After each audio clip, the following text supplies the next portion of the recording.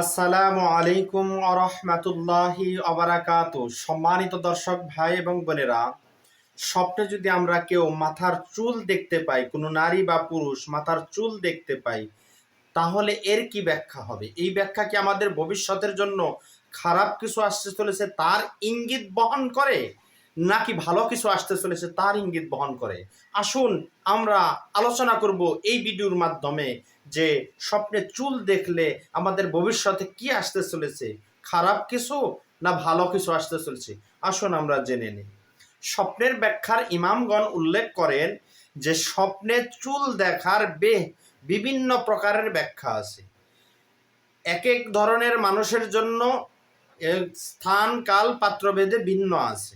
যেরকম স্বপ্নের ব্যাখ্যার বড় বড় ইমামগণ উল্লেখ করেন, স্বপ্নে মাথার চুল দেখা স্বপ্ন দ্রষ্টার অথবা তার নেতার সম্পদ ও দীর্ঘায়ুর লক্ষণ। কেউ যদি রাজনীতি করে, সব সময় নেতার পিছনে পিছনে ঘুরে, সে যদি মাথার চুল দেখতে পায় তাহলে বুঝতে হবে তার নেতার সে যার পিছনে ঘুরঘুর করে তার তার নেতার দীর্ঘায়ু হবে এবং কি তার সম্পদ বেড়ে যাবে, তার ইঙ্গিত।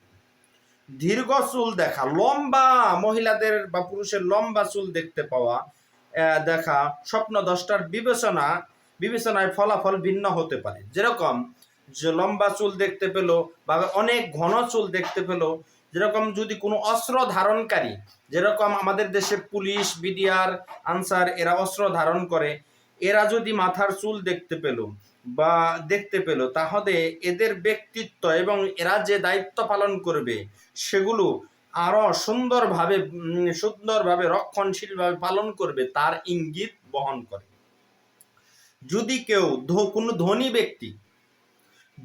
ব্যক্তি মাথার ঘন চুল দেখতে পেল, তাহলে তার জন্য ব্যাখ্যা হবে যে তার সম্পদ আরো বেশি বৃদ্ধি পাবে, তার ইঙ্গিত।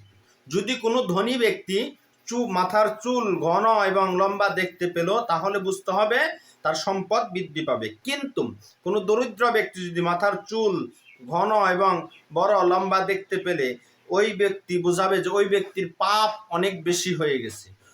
দরিদ্র ব্যক্তির ক্ষেত্রে ব্যাখ্যা হবে ওই ব্যক্তির পাপ অনেক বেশি হয়ে গেছে। হাশিমি বংশের লোক অর্থাৎ রসুলের বংশের লোক যদি মাথার চুল দেখতে পায় এবং ঘন কালো লম্বা চুল দেখতে পায়, তাহলে বুঝতে হবে ওই লোকটি, হাশিমি বংশের ওই লোকটি বাদশাহ হবে। সুবহানাল্লাহ, তার প্রভাব বৃদ্ধি পাবে।